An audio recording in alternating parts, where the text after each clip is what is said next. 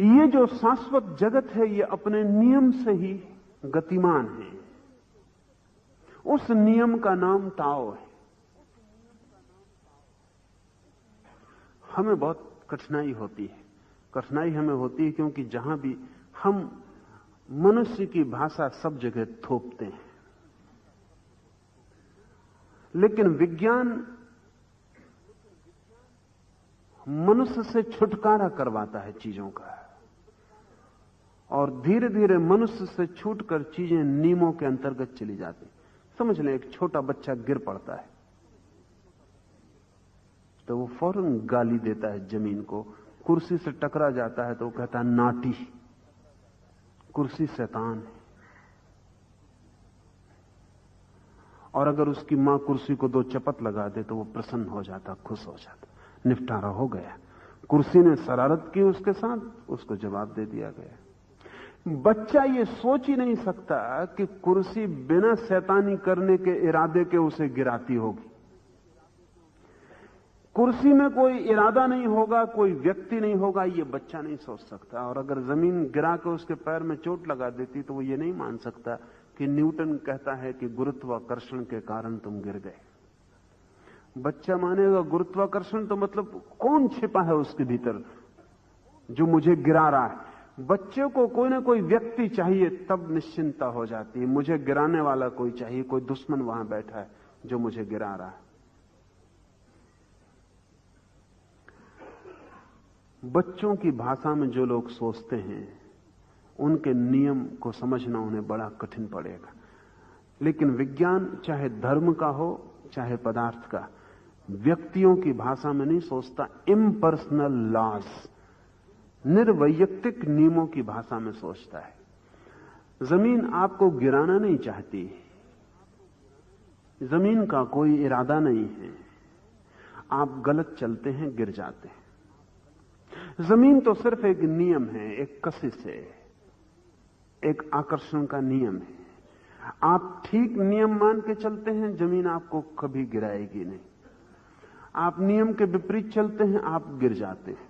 जमीन का कोई इरादा आपको गिराने का नहीं है, और जमीन को आपका पता भी नहीं है कि आप कब गिरे, क्यों गिरे।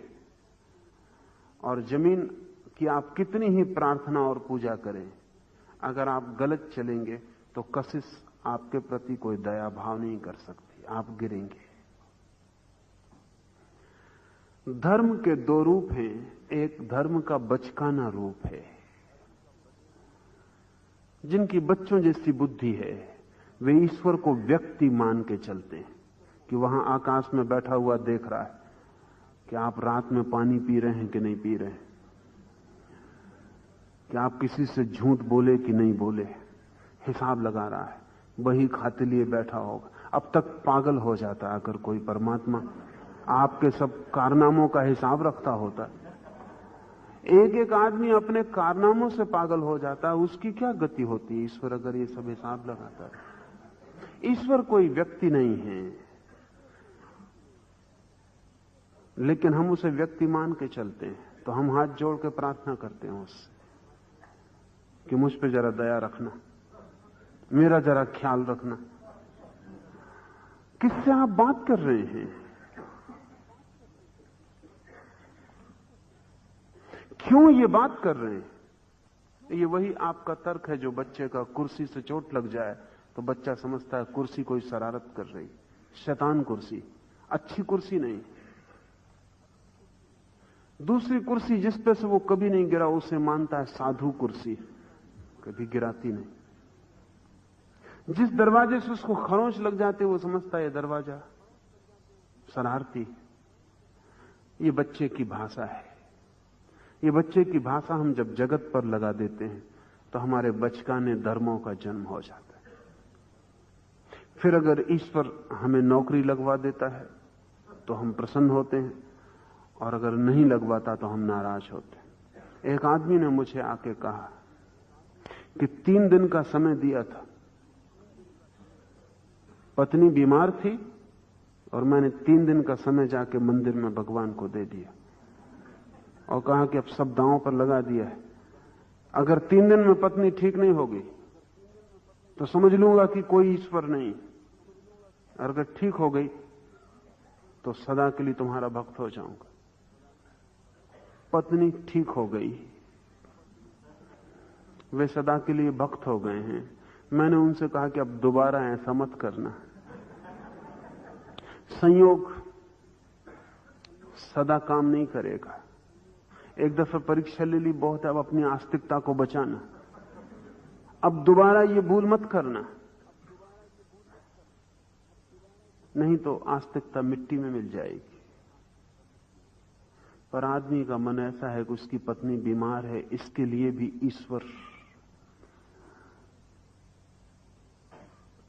ईश्वर को कुछ करना चाहिए। और वो ये भी सोचता है कि अगर मैं कहता हूं कि मैं तुम्हें मानना छोड़ दूंगा तो धमकी भी दे रहा है, और वो खुशामद भी कर रहा है कि मैं तुम्हारी पूजा करूंगा, फूल चढ़ाऊंगा, जैसे कि सारे फूल उस पर चढ़े हुए ही नहीं।